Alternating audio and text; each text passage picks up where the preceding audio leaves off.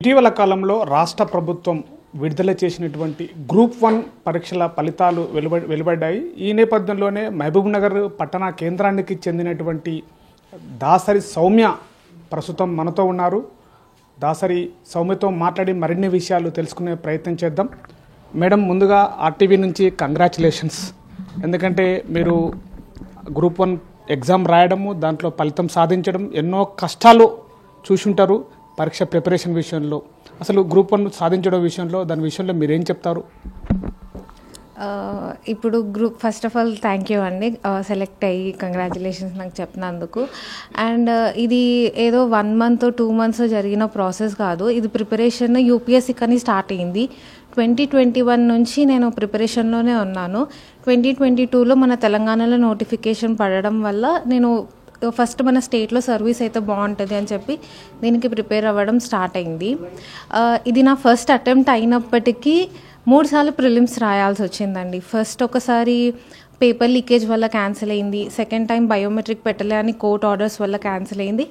Third time అయిపోయి mains రాసి మంచి ర్యాంక్ సాధించి మొన్న డిఎస్పీగా సెలెక్ట్ అయ్యి అపాయింట్మెంట్స్ 27న తీసుకున్నాను. అంటే సాధారణంగా మీరు మీ ఎడ్యుకేషన్ ఎలా కొనసాగింది, మీ బాల్యము తర్వాత ఎలా జరిగింది, ఎక్కడ చదువుకున్నారు, ఇంటర్మీడియట్ డిగ్రీ ఎలా చదివారు, ఎక్కడ చదివారు, దీని గురించి చెప్తారు? నేను పుట్టి పెరిగిన మొత్తం మహబూబ్ నగర్ డిస్టిక్లోనే. నా స్కూలింగ్ ఫస్ట్ నుంచి 3rd వరకు లిటిల్ బర్డ్ స్కూల్లో అండ్ 4th నుంచి 10th వరకు న్యూ రిషి స్కూల్లో. నా 10th మార్క్స్ కూడా 9.8 CGPA. తర్వాత నా inter Sri Chaitanya junior college హైదరాబాద్లో నా ఇంటర్ మార్క్స్ కూడా 980 మార్క్స్ వచ్చాయండి. దాని తర్వాత నేను ఇంజనీరింగ్ స్ట్రీమ్ తీసుకొని EEE CBITలో చదివాను. 2020 కరోనా టైంలో నేను గ్రాడ్యుయేట్ నాది కంప్లీట్ అయిపోయింది. 2020లో నేను ప్లేస్ అయినా కూడా ఇటు సైడ్ అయితే బాగుంటుంది అని ఆలోచించి దాన్ని రిజెక్ట్ చేసుకొని 2021 నుంచి ప్రిపరేషన్ స్టార్ట్ చేశానండి. అంటే గతంలో కూడా మీరు గ్రూప్ 3, గ్రూప్ 2 రాశారని తెలిసింది. ఆల్రెడీ జాబ్ కూడా చేస్తున్నటువంటి నేపథ్యం కూడా ఉంది. అసలు గ్రూప్ 1 రాయాలని ఎందుకు వచ్చింది? ఆ జాబ్లో ఎందుకు సాటిస్ఫైడ్ లేకుండా, లేకపోతే ఎందుకు ఇంకా పై స్థాయికి వెళ్ళాలని ఎలా అనిపించింది?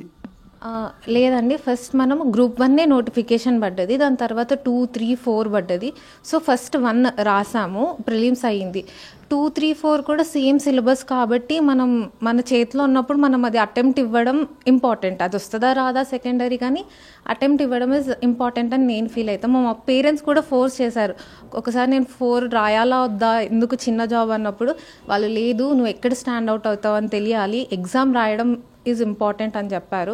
అలా 4th రాసి అప్పటికి ప్రిలిమ్స్ క్యాన్సిల్ అవ్వడం వల్ల 4 వచ్చేసరికి జాయిన్ అయితే బాగుంటుంది, ఒక కొత్త అట్మాస్ఫియర్ ఉంటుంది మనకు, ఇంట్లోనే ప్రిపరేషన్ ఉన్నాం కదా, ఒక కొత్త అట్మాస్ఫియర్, కొత్త ఫ్రెండ్స్ అనే నేచర్, అదే అడాప్టబిలిటీ ఉంటుంది అక్కడ అని చెప్పేసి గ్రూప్ 4 జూనియర్ అసిస్టెంట్గా ఉస్మానియాలో జాబ్ వస్తే అక్కడ ఫస్ట్ జాయిన్ అయిపోయానండి. 9 months అవుతుంది అక్కడ జాయిన్ అయ్యి. ఇంకా రీసెంట్గా 3:1:1లో కూడా సెలెక్ట్ అయ్యాను. CDPO ఎక్స్టెన్షన్ ఆఫీసర్లో కూడా 1:1గా సెలెక్ట్ అయ్యాను. అందులో 53rd ర్యాంక్ వచ్చింది. తర్వాత గ్రూప్ 1 రిజల్ట్స్ రీసెంట్గా వచ్చాయి. అన్నిటితో కంపేర్ చేస్తే 1 చాలా బెస్ట్ కాబట్టి, 1 హైయెస్ట్ పొజిషన్ ఇన్ స్టేట్ కాబట్టి 1 తీసుకోవడం జరిగింది. అంటే ఈ గ్రూప్ 1 విడుదల ఫలితాలలో మీకు ఎన్నో స్టేట్ నుంచి ఎన్నో ర్యాంక్ వచ్చింది, ఎలా అంటే? నాకు స్టేట్ లెవెల్ ర్యాంక్ అయితే 412 ర్యాంక్ వచ్చింది. మల్టీ జోన్ 2 ర్యాంక్ అయితే 226 ర్యాంక్ వచ్చిందండి. సాధారణంగా మీ గ్రూప్ 1 ప్రిపరేషన్లో మీకు ఎవరైనా ఇన్స్పిరేషన్ ఇచ్చారా, లేదంటే కుటుంబము ఇన్స్పిరేషన్ ఇచ్చిందా, మీరు ఎంతలకు మీరే సెల్ఫ్ ఇన్స్పిరేషన్ తీసుకున్నారా, ఎలా ప్రిపరేషన్ చేశారు దీని గురించి? ఇన్స్పిరేషన్ అంటే నాకు మా నాన్నగారు అని చెప్తానండి. ఎందుకంటే 6th క్లాస్లో నాకేం తెలియనప్పుడు ఎవరైనా ఏమైనా అవుతా అంటే IAS అవుతా అని చెప్పేదాన్ని. దానికి ఎందుకనంటే మా డాడీ కూడా ఈ ప్రిపరేషన్ ఆనే టైంలో చేశాడు, ఈ గ్రూప్స్ ప్రిపరేషన్ అది. సో ఆ సీడ్ అనేది అక్కడి నుంచే పడ్డది. కానీ ఆబ్వియస్గా 10th ఇంటర్ అయ్యేసరికి ఇంజనీరింగా మెడిసినా ఉన్నప్పుడు ఇంజనీరింగ్ చూస్ చేసుకున్నా. ఇంజనీరింగ్ అయ్యే తర్వాత అప్పుడు అంత ఆలోచన ఉండదు మనకు. కానీ 4 years కంప్లీట్ అయ్యాక అసలు ఏం చేయాలి, what profession we have to take అన్నప్పుడు అప్పుడు why not try civil service. ఎందుకంటే అప్పటి నుంచి టీనా దాబిని చూడడం కానీ, అనుదీప్ దూరిశెట్టి సార్ని చూడడం కానీ, ఇలా చూసినప్పుడు అరే ఈ ఫీల్డ్లోకి వెళ్తే we can have an opportunity to do more to the society అన్నప్పుడు వై నాట్ ట్రై అనిపించింది. అలా ప్రిపరేషన్, మోటివేషన్ అంటే ఇంట్లో ప్రతి ఒక్కరిది ఒక స్టోరీ. మా మామయ్యది తీసుకున్న, అందరం డిఫరెంట్ ఫీల్డ్స్లో ఉన్నాం, లాయర్, బ్యాంకర్. సో అందరు ఒక ఇన్స్పిరేషన్, అమ్మ నాన్న every one has their story. ఇంట్లో ఇన్స్పిరేషన్ చాలా ఉందండి. అంటే ఎన్ని స్ట్రగుల్స్ ఉన్నా మనం ముందుకు వెళ్ళాలి, మనం చేయగలుగుతాం అన్న కాన్ఫిడెన్స్ ఇంట్లో వాళ్ళని చూసినప్పుడు వచ్చింది. అంటే మీ గ్రూప్ 1 ప్రిపరేషన్లో చదివేటప్పుడు ఎలాంటి ఇబ్బందులు ఏమైనా ఎదుర్కొన్నారా? అలాంటి ఇబ్బందులు వచ్చినప్పుడు మీరు ఎలా ఎదుర్కొన్నారు? ఏం చెప్తారు? నేను 2021 ప్రిపరేషన్ సెల్ఫ్ ప్రిపరేషన్ స్టార్ట్ చేశా. ఎందుకంటే అప్పటికి యూట్యూబ్లో క్లాసెస్ వినడం కానీ, బుక్స్ టాపర్స్ చెప్పిన బుక్స్ లిస్ట్ అవన్నీ నేను సేకరించుకొని కరోనా టైంలోనే పెట్టుకొని చదవడం స్టార్ట్ చేశా. కానీ అప్పుడు నాకు ఎవరు గైడ్ చేసే వాళ్ళు లేరు. ఏది ఫిగర్ అవుట్ చేయాలనుకున్నా నేనే ట్రయల్ అండ్ ఎర్రర్ మెథడ్లో ఇది చూసి ఇది వర్కౌట్ అవుతుందా లేదా అని అది చేసుకోవడమే. కానీ ప్రిపరేషన్ టైంలో నేను ఒక్కటి చెప్తా అంటే 4 years ప్రిపరేషన్ కాబట్టి చాలా టైమ్స్ డిప్రెషన్, లో ఫేస్, ఎన్నో డేస్ ఇట్లా ఏడవడము, మనం తీసుకున్న డిసిషన్ రైటా రాంగ్. ఎందుకంటే మనతో గ్రాడ్యుయేట్ కంప్లీట్ అయిన ఫ్రెండ్స్ అందరు సాఫ్ట్వేర్లో సక్సెస్ అయిపోయి అమెరికా వెళ్ళడం కానీ ఏదో ఒకటి చేస్తున్నారు లైఫ్లో. మన కెరియర్ వచ్చి స్టాగ్నెంట్. అరే ఇంత బాగా చదివే వాళ్ళం కదా, స్టాగ్నెంట్ అయిపోయింది ఏంటి లైఫ్ అన్నప్పుడు అప్పుడు జస్ట్ నేను ఒక్కటే కోట్ గుర్తుపెట్టుకునేదాన్ని, సుధామూర్తిది, there is nothing called right decision or wrong decision, whatever decision you take make it right అనేది. సో ఈ డిసిజన్ నేను తీసుకున్నా, దాన్ని ఎలా అయినా రైట్ చేయాలన్న కాన్సెప్ట్లోనే ఉండే. తర్వాత లో ఫేస్ వచ్చినప్పుడు కొంచెం స్పిరిచువల్గా కూడా భగవద్గీత, కృష్ణ మెసేజెస్ చదవడం కానీ, అందులో ఒకటి ఉంటుంది కంట్రోల్ ద కంట్రోలబుల్స్ అని. అంటే మన చేతిలో ఏముందో దాన్నే కంట్రోల్ చేయడం, మన చేతిలో లేని దాని గురించి ఆలోచించకు అన్న మెసేజ్. తర్వాత ఇంకొకటి, నేను ఫస్ట్ స్టార్టింగ్ 2-3 yearsలో చేసిన మిస్టేక్ ఏంటంటే బుక్స్ పైననే కూర్చునేదాన్ని. అంటే ఫిజికల్ ఎక్సర్సైజ్ ఏం లేకుండా, అసలు ఎటువంటి బయటికి వెళ్ళడం కాకుండా, అసలు రీక్రియేషన్ థింగ్ ఏం లేదు, జస్ట్ బుక్స్ కూర్చొని చదవడం. అది ఏమైందంటే నాకు నెగిటివ్ రిజల్ట్స్ తీసుకొచ్చింది హెల్త్ పరంగా కానీ. సో నేనేం చెప్తా అంటే బ్యాలెన్స్డ్ అప్రోచ్ ఉండాలి. మనం ఇది మెంటల్గా ఎంతనో ఫిజికల్గా కూడా అంతే ఇంపార్టెంట్. చదవడంతో పాటు మీరు యోగా కానీ ఏదైనా ఫిజికల్, బ్యాడ్మింటన్ ఆడడం, ఏదైనా ఒక స్పోర్ట్స్లో యోగా, ఒక బాడీకి అనేది రిలాక్సేషన్ ఉండాలి అని అదే. అంటే చదివేటప్పుడు ఎన్ని గంటలు చదివారు? ఈ గంటల్లో ఎలా మీరు దాన్ని మోల్డ్ చేసుకున్నారు? అంటే టైం ఎలా కేటాయించుకున్నారు? ఇన్ని గంటలు చదవాలి, ఇన్ని గంటలు మన పని చేసుకోవాలంటుంది, ఎట్లా దీన్ని డివైడ్ చేసుకున్నారు? లాస్ట్ 1.5 years అయితే మార్నింగ్ లేచి ఫస్ట్ వాకింగ్కి వెళ్ళిపోయేదాన్ని, ఈవినింగ్ యోగా ఉండేది. ముఖ్యంగా ఎన్ని గంటలు అనడం కంటే సిలబస్ ముందుంటుండే, ఆ సిలబస్కి తగ్గట్టు టాపిక్ కంప్లీట్ చేయడం. టాపిక్ అయిపోవాలి. ఇప్పుడు ఈరోజు సొసైటీ పార్ట్ అనుకున్నాను అనుకోండి, సొసైటీ పార్ట్ అయిపోవాలి. ఒక 2-3 week టైం తీసుకొని సొసైటీ పార్ట్ అయిపోవాలి.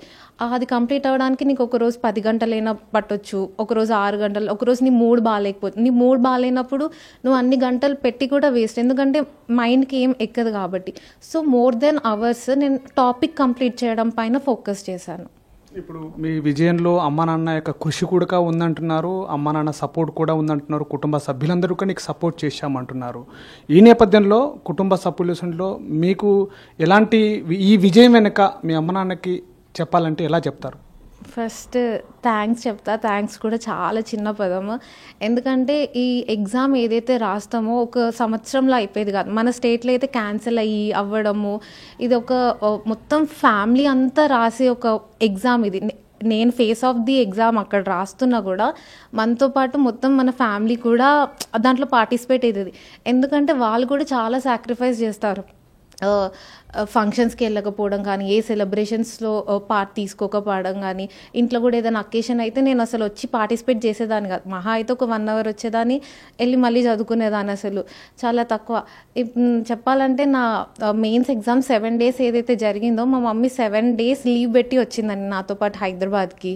మా డాడీ కూడా అంతే, నన్ను డ్రాప్ పికప్ అన్నీ. సో నా ఎగ్జామ్ వాళ్ళ ఎగ్జామ్ లాగానే ఫీల్ అయ్యి సపోర్ట్ చేశారు. వాళ్ళ సపోర్ట్ లేకపోతే నేను ఇంత దూరం వచ్చేదాన్ని. మమ్మీ డాడీ కాదు, ఇంకా ఎక్స్టెండెడ్ ఫ్యామిలీ సపోర్ట్ కూడా.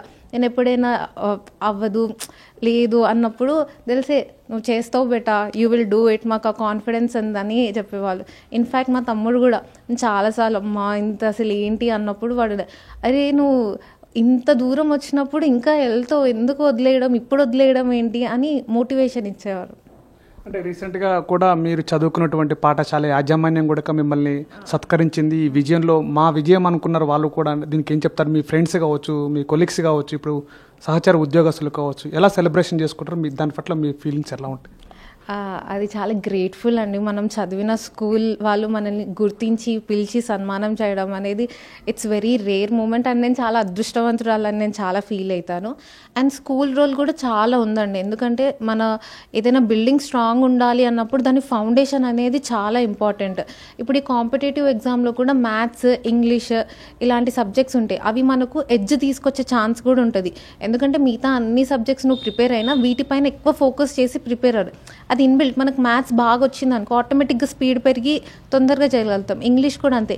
ఇవి రెండు నాకు చాలా స్ట్రాంగ్ అవ్వడానికి స్కూల్లో నా చెప్పిన గురువులు చాలా ఇంపార్టెంట్. వాళ్ళ వల్లే నా ఈరోజు ఇంగ్లీష్ ఇంకా మ్యాథ్స్ బాగుందంటే వాళ్ళ వల్లనే అండి. అది స్కూల్ వల్ల. చివరగా మీరు సాధించినటువంటి విజయంలో ఇప్పుడున్నటువంటి నేటి తరంలో మహిళలు చాలా వెనుకబడిపోతున్నారు. జరుగుతున్నటువంటి పరిణామాల్లో చిన్న చిన్న విషయాలకే వెనకడిగేసినటువంటి నేపథ్యం కనబడుతుంది. ఈ సందర్భంగా ఒక మహిళగా ఇంత విజయం సాధించిన దాంట్లో నేటి యువతరానికి మీరు ఇచ్చేటువంటి చిన్న సందేశం ఏం చెప్తారు? నేను ఏం చెప్తానంటే డెడికేషన్, ఒక గోల్ అనుకున్నప్పుడు అది మనం పెట్టుకోవడం చాలా సులభం. కానీ దాని కన్సిస్టెన్సీ ప్రాక్టీస్తోన దాన్ని కళ నెరవేర్చాలి. కన్సిస్టెన్సీ అనేది చాలా ఇంపార్టెంట్. మనకు చాలా ఒడిదొడుగులు వస్తాయి, వదిలేయాలనిపిస్తుంది. కానీ వదలకుండా పట్టుకొని ఆ టార్గెట్కి దగ్గరగా వెళ్ళాలి. అండ్ ఉమెన్కి ఏం చెప్తానంటే సపోర్ట్ సిస్టమ్ చాలా తక్కువ ఉంటుందండి. చాలా రేర్ ఉంటుంది ఫ్యామిలీ అంతా సపోర్ట్ చేయడం. బట్ మనం మోటివేషన్ ఇన్సైడ్ నుంచి తెచ్చుకొని చాలామంది ఇన్స్పిరేషన్ ఉన్నారు మనకు. సో కిరణ్ బేడి కానీ వాళ్ళకి ఎటువంటి సపోర్ట్ లేకపోయినా కూడా వాళ్ళు ముందుకు వచ్చి తీసుకున్నారు. సో అలాంటప్పుడు మన లోపల నుంచి ఇంటర్నల్ మోటివేషన్ తీసుకొని టార్గెట్ని అచీవ్ చేయడానికి కృషి చేయాలి అని చెప్తాను. సో ఇది దాసరి సౌమ్య చెబుతున్నటువంటి విషయాలు. ఇప్పుడు ఉన్నటువంటి ఈ గ్రూప్ 1 ఫలితాలలో నేను సాధించినటువంటి విజయంలో తన కుటుంబము, తన కుటుంబ సభ్యులు, తర్వాత అదేవిధంగా తన బంధువులు కూడా ఫుల్ సపోర్టెడ్ చేయడం తారనే నేను ఈ విజయం సాధించాను. అదేవిధంగా తను చదువుతున్నటువంటి సందర్భాల్లో కూడా అనేక ఆటంకాలు వచ్చినప్పుడు కూడా వాటన్నిటి కూడా ఎవరైతే ఉన్నారో వాళ్ళందరినీ కూడా ఇన్స్పిరేషన్ తీసుకున్నారు. వాళ్ళ కుటుంబ సభ్యులే తనకి మొట్టమొదటి ఇన్స్పిరేషన్గా చెబుతున్నటువంటి పరిస్థితి కనపడుతుంది. అదేవిధంగా తన చదువుకున్నటువంటి పాఠశాల యాజమాన్యం కావచ్చు, తన బయట ఉన్నటువంటి వ్యక్తులందరూ కూడా, తన కొలిసి కూడా ఈ యొక్క భాగంలో తన విజయంలో భాగస్వాములు అయ్యారు. నాకు అనేక రకాలుగా బ్యాక్ సపోర్ట్గా ఉండి నాకు అనేక రకాలుగా సపోర్ట్ చేసినటువంటి పరిస్థితులుగా నాకు ఉందని చెప్పేసి చెప్తున్న నేపథ్యం. కెమెరా పర్సన్ నర్సింగ్తో శివాజీ, RTV, మహబూబ్ నగర్. అసలైన తొలి వెలుగు. ఫాలో వాట్సాప్ @తొలి వెలుగు official.